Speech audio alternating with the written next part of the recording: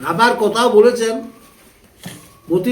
মতির 5:8 বলেছেন যে যারা মনকে নির্মলন্তকরণ করতে পারবে তারাই কেবল ঈশ্বরের দর্শন পাবে।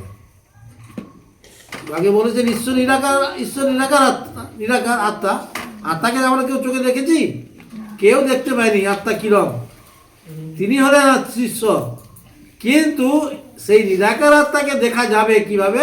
না, আমরা যদি মনকে নির্মল অন্তঃকরণ করতে পারি, নির্মল অন্তঃকরণ দিয়ে পরমেশ্বর পিতাকে যদি আমরা ডাকি, সেবা করি, তো সেই পরমেশ্বর পিতার দর্শন আমরা পাবো। সেই জন্য পরমেশ্বর পিতা সবাইকে পবিত্র করে রাখতে চাইছে, যে তোমরা পবিত্র হও, আমার দর্শন পাবে।